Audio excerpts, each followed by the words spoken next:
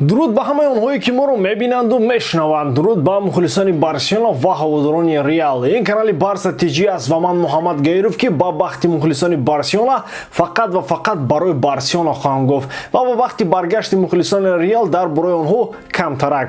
Аввалан рӯзу рӯзгорат ба хайр бошад. Сипас ҳамаи зудрӯздоштаҳоро ба ин рӯзи хубашон муборакбод мегӯем. Агар касе аз онҳо мухлиси Барселона бошанд, пас туҳфаи беҳтаринро имшаб гирифтанд ки мо ҳам ба он гуфти бачаҳакҳои крутои хуш. Пеш аз он ки афсонаи классикои дишабаро барои шумо мисли афсонаи ҳазору як шаб баён кунам, аз ҳамаи шумо хоҳиш дорам то дар канал обуна шавед ва зари наворҳои мо лайки худро дареғ надоред. Зеро ин барои мо дастгирӣ аст ва чун дастгирӣ аз ҷониби шумо шуд, мо албатта барои шумо наворҳои тару тоза сабт мекунем.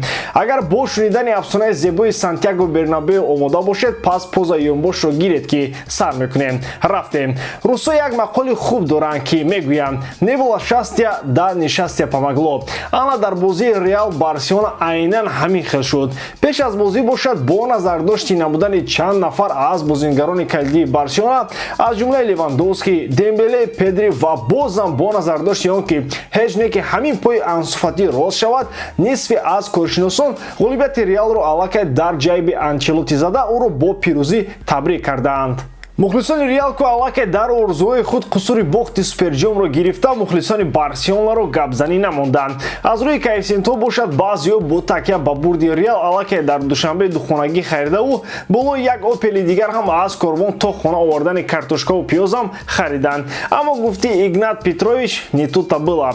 Воқеан ҳам намудани Левандовски, Дембеле ва Педри барои Барселона талафоти бузург буд. Агар бозӣ накардани Дембеле ва Педри аз қабл маълум буд, аммо ҷароҳат бардоштани Левандовски баъди бозӣ бо Алмерия комилан талхаи Хавиро кафон. То ин дам Хави ба чунин мушкилии калон дар пешорӯи Эл Классико рӯбарӯ нашуда буд ва бояд гуфт ки ӯ аз ин имтиҳони калон баромад. Баромадан чи ки барои финал як қадами бузург гузошт. Дуруст аст ки ин дидорҳо дар ҷом аз ду бозӣ иборатанд, аммо бо ин ҳаят, бо ин мушкилӣ дошта, бо ин вазъи равонии даста баъди бохт аз Манчестер Юнайтед ва Алмерия дар Сантьяго Бернабеу ғалаба бар Реал қимати хеле калон дорад. Албатта дар ин ҷо аз ҳолати равонии Реал ҳам гуфтан мумкин. Ҳарчанд ки пеш аз он бозӣ Карло Анчелоти он қадар ба ғалабаи Реал бовар дошт ки аллакай ба ин хотир шишаҳои шампону ҷоми соғарҳо барои қайди ин пирӯзӣ омода буданд. Чанд рӯз пеш дар Париж маросими супоридани унвони беҳтарин бозингари сол баргузор шуд ки онро бозам Лионел Месси гирифт. Аз шунидани ин ном бошад, дар Реал ҳама аллергия доранд.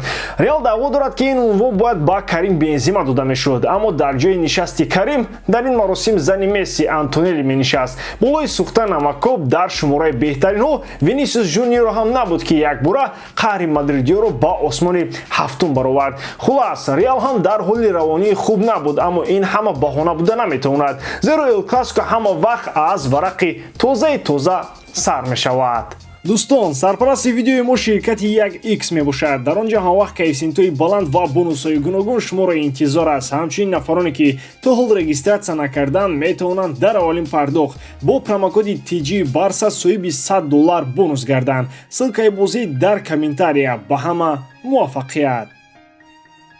акнун биёед бинем ки дар набудани чанд бозингари асосии ҳайат Хави киҳоро бар муқобили дастаи шоҳона баровард. Тер Штеген чун ҳамешагӣ дар дарвоза. нақши муҳофизони марказиро имшаб Алонсо бо Кунде бозиданд. Араухо ва Балде бошанд дар канорҳо бозӣ карданд. Кесие, Де Йонг ва Бускетс дар хати миёна ва Гави, Рафиня ва Ферран Торрес сегонаи ҳуҷуми Барсаро ташкил намуданд. агар умуман онро хати ҳуҷум гуфтан мумкин бошад. воқеан Серхио Бускетс бо ширкаташ дар ин бозӣ дар омори иштирок дар Эл Классико аз собиқ ҳамдастаи худ Лионел Месси ва собиқ бозингари Реал ва ҳамноми худ Серхио Рамос гузашт. акнун ӯ дар омори худ 46 Эл Классико дорад.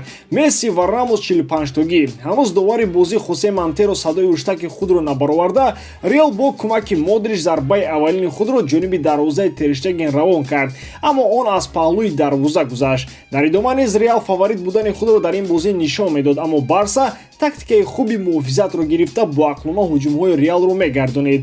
Аммо Барселона тасмим надошт ки то охири бозӣ Бензема Жуниорро дар назди ҷаримагоҳи худ истиқбол бигирад ва барои ҳамин то миёнаи қисмати якум бо оҳистагӣ ягон ҳуҷума мекард. Зиёда аз ин вақте ту медонӣ ки дар ҳайати ҳариф Камавинга гуфтанӣ зот бозӣ мекунад, бояд фишор биёрӣ. Гави ҳамин корро кард ва зери фишори Гави Камавинга тоб наовард ва Кейсе дар як они воҳид 1-1 бо Куртуа баромад. Ростӣ зарбаи задаи ӯро Тибо гардонид, аммо туби баргашта ба пои Милитао бархӯрда урди дарвоза шуд. Баъди ин гол таҳоҷуми Реал ба сари Барселона даҳчанд шуд, аммо онҳо ягон самара наоварданд. Баъди қисмати якумам футбол дар Сантьяго Бернабеу ҳамчунин идома кард. Реал ҳуҷум мекарду Барса контрҳуҷум. Аммо аз Реал дида Барселона ба зидани голи дуюм наздик буд. Бозам Кейсе дар ҷаримагоҳ метавонист худаш бизанад, аммо паси додаи ӯро ки ҷазир кард? Киам мешуд? Албатта ки Фати. Карло Анчелотти барои роҳҳои бозӣ чанд тағйирот дар ҳайати Реал ворид кард, аммо ин афсона имшаб бо ҳама ширниёаш аз они Барса буд.